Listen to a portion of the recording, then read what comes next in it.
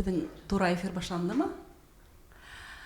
Һаумыһығыҙ, ҡәҙерле дуҫтар, бөгөн Мәжит Ғафури исемендәге Башҡорт Академия драма театры артистары менән беҙ республикала тәүге тапҡыр уҙғарылған уҡыуҙар көнөнә бағышланған акцияла ҡатнашабыҙ. Бына беҙҙең алда артисттарыбыҙ беҙҙең яратҡан ултыра. Әйҙәгеҙ улар менән танышып үтәйек тиһәм, дөрөҫ булмаҫ инде, ҡабатлап үтәйек исемдәрен. Башҡортостандың халыҡ артисткаһы Миңзәлә Хәйруллина, Башҡортостандың атҡаҙан артисткаһы Гөлфиә Рафиҡова, Шәйхзада Бабич исемендәге премия лауреаты Урал Әминов һәм театрыбыҙҙың иң сибәр, иң талантлы артисткаһы Зилиә Сидиҡова. Беҙ бөгөн үҙебеҙҙең театрыбыҙ исемен йөрөткән Башҡортостандың халыҡ шағиры, тәүге халыҡ шағирҙарының береһе Мәжит Ғафуриның әҫәрҙәрен уҡыясаҡбыҙ. Әйҙәгеҙ, бына һеҙ тәү күрәһегеҙ әҫәрҙәрҙе, мин таратып бирәйем. Бына был Гөлфиә апайҙыҡы, булдыҡы.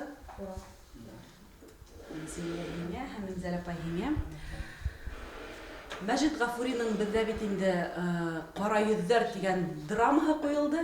Ә бына шағирҙың шул тиклем дә халыҡсан юморға бай әҫәрҙәре тураһында, уның романтик рухлы әҫәрҙәрен беҙ бөгөн һеҙҙең менән уҡып үтәйек һәм тамашасыларға ла еткерәйек. Бына беҙҙең һәмәк ошонда сәй артында ултырып китаптар уҡыған балалар тураһында Миңзәлә апай бер шиғыр уҡып ебәрһен әле. Мәжит Ғафури. Балалар һәм китап. 4-5 бала йыйылғандар бер урынға. Тап уртала береһе китап тотҡан ҡулға. Һәммәһе лә ҡолаҡтарын торғоҙғандар, береһе уҡый, башҡалары тыңлай шунда. Ултыралар китап уҡып, күңел асып, шатлыҡтарын бергә уртаҡлашып. Ҡайһы ваҡыт тыңлай былар тып-тын ғына, ҡайсағында көлөшәләр сырҡылдашып, ә ҡайсағында әллә кемде ҡыҙғаналар, уфылдашып, әкрен генә ҡуҙғалалар. Ахырыһы, был китап бик күңеллелер. Күҙ ҙә алмай уҡый уны был балалар. Тап бөгөн турала әйбәт. Тағы ла бер шиғыры бар Миңзәлә апайҙың. Бында Гөлдәр баҡсаһында шиғыры. Бер көн шулай Гөлдәр баҡсаһында сәскәләрҙе ҡылдым тамаша. Хуш еҫтәре менән йән шатлана, нурҙарынан күҙҙәр ҡамаша. Нәфис төҫтәренә, буйҙарына хайран ҡалып, ҡыҙығып ҡараным. Әй, сәскәләр, һеҙгә кемдәр дуҫтар, кемдәр дошмандар тип һораным. Гүйә улар шунда йәнләнделәр. Нурҙар сәсеп, ем-ем көлдөләр. Әкрен генә иҫкән ел арҡыры миңә былай яуап бирҙеләр. Кемдәр эшләй, кемдәр ерҙәр ҡаҙый, кемдәр беҙгә һыуҙар һибәләр, кемдәр сәскә кеүек саф күңелле, шулар беҙгә дуҫтар тинеләр. Ә кемдәр ҡара эсле, тар күңелле, кемдәр ысын эшкә ҡул бирмәйҙәр, кемдәр килеп беҙҙе хаҡһыҙ өҙә, шулар беҙгә дошман тинеләр. Сәскәләрҙең ошо яуаптарын алғас, дөрөҫ тинем уларға. Эшһеҙ кешеләрҙең хаҡтары юҡ, һеҙҙе түштәренә ҡаҙарға. Күңелле эш, матур тормош менән, йыл артынан йылдар ағырҙар. Эшсән егет менән эшсән ҡыҙҙар, һеҙҙе түштәренә ҡаҙарҙар. Бына беҙ бит инде өйрәнгәнбеҙ мәктәп ваҡытынан алып, мөхәббәт хаттарын Татьяна Ларина менән Евгений Онегинға ҡарап ҡына ассоциация эшләргә ебәр. Бына Мәжит Ғафури ла шундай мөхәббәт хаттарын яҙған икән. Үҙе түгел, бына аның геройдары, шуларҙы уҡып ишеттерәйек. Шул мөхәббәт хаттары тигән әҫәрҙән бәләкәй генә түгел, ҙур ғына бер өҙөк. Иҫке төрки телендә яҙылған, шуға ҡарамаҫтан бик ныҡ ҡыҙыҡлы. Әйҙәгеҙ әле башлап ебәрәйек. Мин ошолайтып, беҙ тура эфирҙа эшләгәс, ошолайтып микрофонды Миңзәлә апай һиңә бирәм. Әҙерме, Зилиә? Мөхтәрәмә туташ, һеҙ минең был мәктүбемде алғас та, ғәжәпләнеп бер көлөрһөгөҙ. Минең хаҡымда нимә әйтергә лә белмәй ҡалырһығыҙ. Хатта был бер йүләрме икән әллә тип тәрәҙәттә торорһығыҙ. Вакыйганан һис бер мөнәсәбәт вә танышлыгы юк бер кешенең мәктүб язуы тәгаҗҗиб кылырлык эш. Һезнең шулай тәгаҗҗиб итеп, мине юләргә хәмел кыла торган урыныгыз да бар. Ләкин ни өчен был саклы ясәрәт кылып мәктүб язганымды вә буның сәбәбен үзем дә артык белмәймен. Был эш үземә лә ят вә сит бер эш булып күренә. Ләкин әллә ниндәй бер көс шулай хат язырга көчләп мәҗбүр итә. Ихтыярымды кулымдан ала. Минем был мәктүбемне алгас, көлһәгез дә, ни дип хөкем кылһагыз да, ихтыяр үзегездә. Мин һезнең шулай көлүегезне белгәнем хәлдә һезгә мәктүб язуды ихтыяр иттем. Был мәктүбте иң ахыр сиктә үземдә туктата торган куәт калмагас кына яздым. Һезгә мәктүб язуымды гафу итүегезне үтенүем өстенә дәхи бер нәмә рижа итәм. Ул да был мәктүбемде җавапсыз калдырмаугыздыр. Нисек булса ла бер җавап язһагыз, мине шатландырырсыз. Һез мине шатландырырга, минем рижамды yerine yetkirгә бурычлы түгелсегез. Ләкин урынсыз да булса ла, мин шулай өмет итәм. Бик һирәк кенә осраган вакытларымда һезгә танышырга теләһәм дә, муаффәк була алмадым. Тугрыһы быга ясәрәт кыла алмадым. Ниһаять, был мәктүбемде яздым. Был эш ихтимал һезнең карамагыгызга көлке бер эш булыр, асылланырсыз да. Ләкин ышанам вә тәкрар әйтәм ки, гафу итәрсегез. Шаят мәктүбемде җавапсыз калдырмаһагыз ине. Гафуыгызга мәгърур Нәҗип.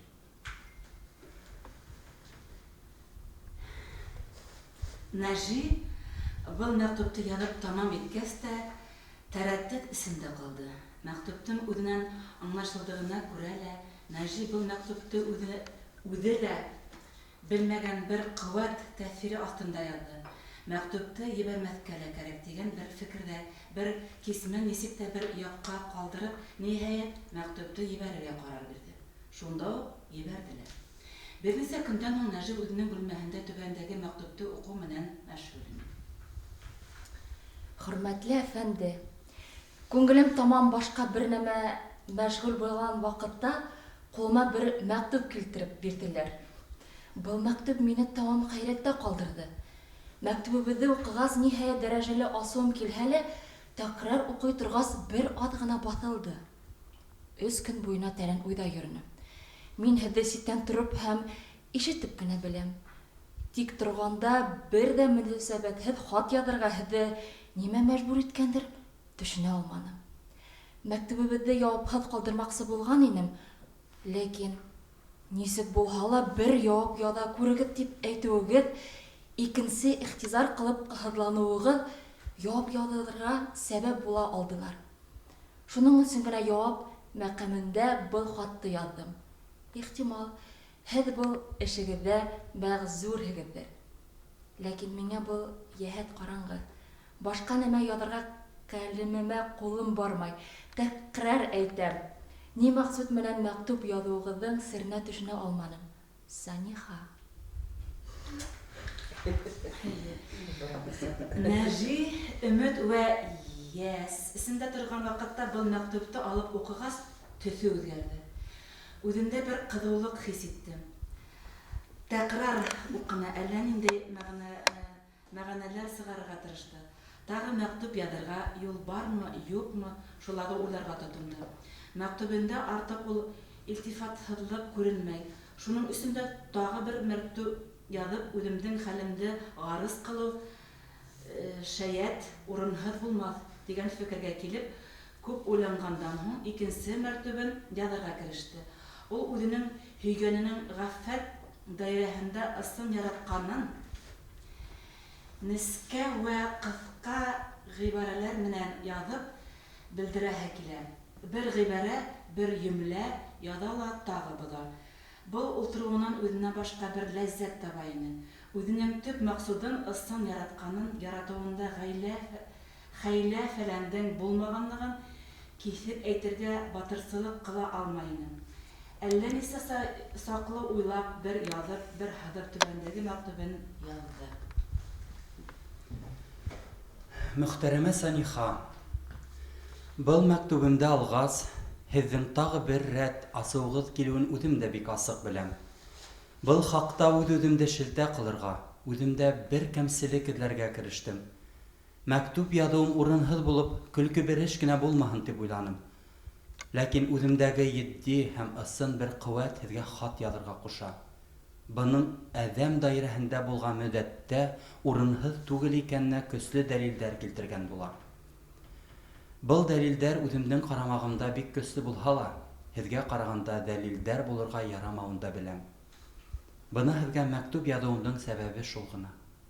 Тағы әллә ниндәй сәбәптәр булһа ла, уларҙы тәғриф ҡылырға һүҙҙәр таба алмайым. Һеҙҙең асыу ҡатыш яҙылған мәктүбегеҙҙе алғас, был ҡеүәт артты ғына. Шул ҡеүәттең нимә икән үҙем дә тәғәйен ҡыла алмайым. Һеҙ мине ситтән генә күреп белгән кеүек, мин дә һеҙҙе ситтән генә күреп беләм.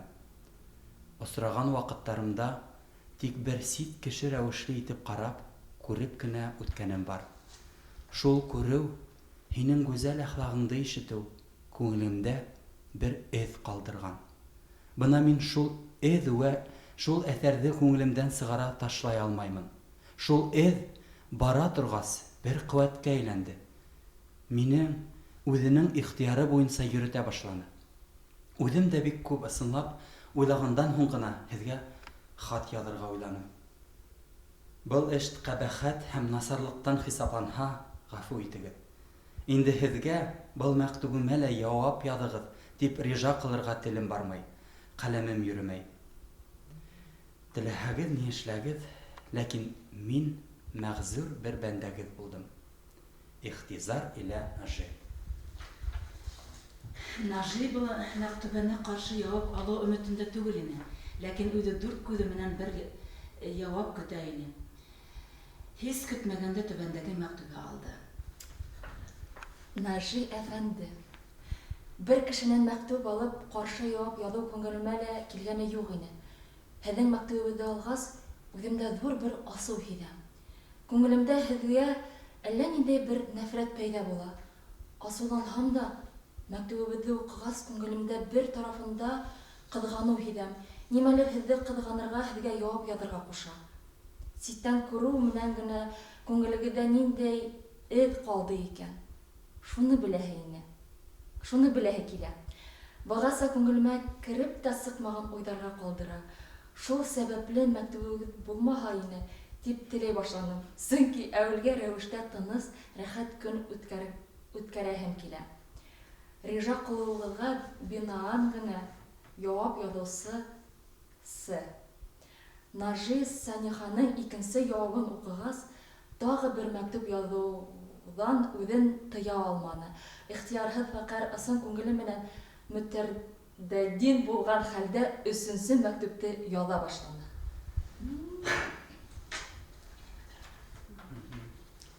Ханым, минең мәктүптәрем һеҙгә ауыр, йөк төҫлө булып, һеҙҙе борсой вә рәхәтһеҙләндерә икән. Шулай да мин өсөнсө мәктүп яҙамын. Һеҙ аңламай торған нәмә икән тип әйтеүегеҙҙе лә беләм. Ләкин мин үҙ-үҙемде тыя алмауымды ихтизар белдерәм. Үҙем дә ихтыярым булһа, йәки эш юҡтан бер эш булһын тип, мәктүп яҙа торған булһа мине, инде был мәктүбемде яҙып та тормаҫ инем. Былай хат яҙып, һеҙҙе борсоуҙы намыҫһыҙлыҡ тип белер инем. Күреү менән генә ниндәй эҙ булырға кәрәк икән тип әйтһәгеҙ, бының яуабы минең ҡаршымда бик еңел һәм бик мөмкин булған эш. Бер күреү менән түгел, бәлки күп мәртәбә күреү менән ҡалған эҙ. Беләһегеҙ килһә, ауыр булһа ла әйтәйем, ул һеҙгә булған мөхәббәтем. Бына шул мөхәббәт яңы башланған булһа ла, мине үҙ теләгенсә йөрөтә алалыр. Мин был мәктүбем менән ихтыярһыҙға иғлани, мөхәббәт иткән булып сыҡтым. Инде һеҙ ниһайәт дәрәжәле асыуланырһығыҙ, ләкин һеҙҙең ғәфүегеҙгә мәғрур булып буйлай итергә йәсәрәт итәм. Инде мин маҡсудымды үҙемсә асыҡ белдерҙем тип уйлаймын. Һеҙҙең тарафта һис бер әҫәр булмаһа, Ул вакытта мин үземне бәхетһез бер кеше дип беләм дә, буннан һуң һезгә мәктүп язып борсымаска вәгъдә кылам. Фәкать миндә һаман мөхәббәтегез үлгәнсе каласак. Ихтирам илә һездән дә актык мәртәбә җавап язуыгызны өмет итәм. Әсирегез Нажи. Әфәнде, беренсе мәктүбегезгә җавап язганыма үкенә башланым. Шул беренсе мәктүбегезне җавапсыз калдырган булһам, ихтимал мәктүпләрегез берсе артыннан берсе дәвам итмәс иде. Һәр бу мәктүбегез менән миңа игълани мөхәббәт кылгансыз.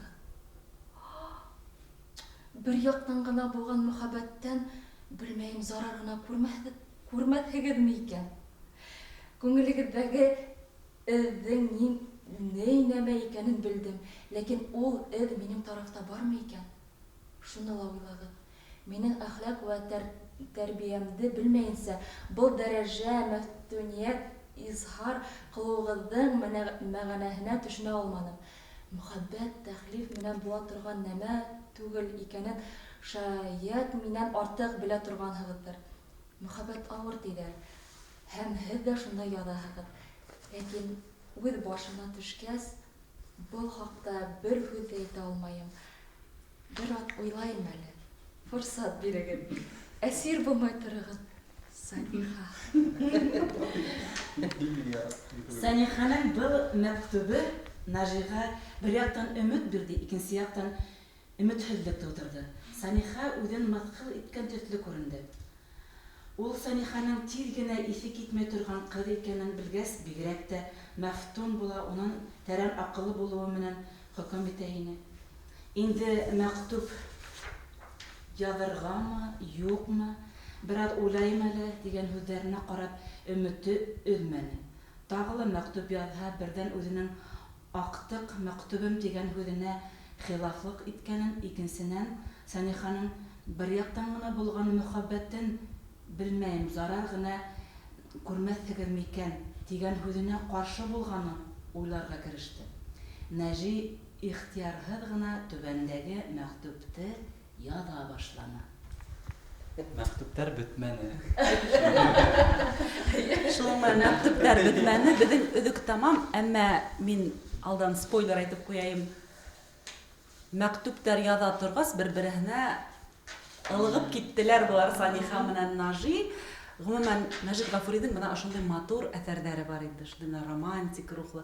Был инде беҙҙең әлеге заманда эмоциялар, смайликтар ғына ебәреп ятҡан. Мәктүп был запискалар була инде. Хат, СМС-тар. Хат дигән һүҙ килеп сыҡты ул. Бында хат. Был, наверное, записка. Любовная записка. Боронғоса яҙылды. Бик матур телдә яҙылған һәйбәт. Ә бына ысынлап та башта ҡыйыныраҡ булып торҙо ла, аңлашылмаған һымаҡ. Һуңынан мыйына ултырып киткән, киреһенсә ҡыҙыҡ бына әллә. Был һүҙҙәрҙе хәҙер ҡуллана башларға кәрәк тормошта. Боронғо һүҙҙәр булһа. Боронғо һүҙҙәр ҡулланылмай бит инде былар. Хәҙер күптән. Ысынлап та был мәктүпте индерергә кәрәк кенәгә. Слова.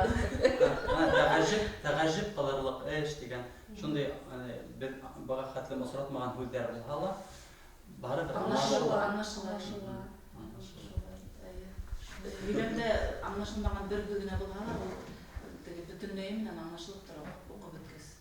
Ысынлап та ҡыҙыҡ. Тағы ла Мәжит Ғафуриҙың ул бит инде мәҫәлдәр атаһы тип әйтәйек. Һәм бына халыҡсан, юморлы шундай бер шундай шәп мәҫәлен Миңзәлә апай Хәйруллина уҡып ишеттерә. Һарыҡты кем ашаған? Бер аусының бер һарығы ҡырҙа ҡалған. Эҙләп тә тапмағандар, ул юғалған. Бер-ике көн үтеп киткәс, беҙҙең аусы бүре ашаған һарыҡты тип хәбәр алған.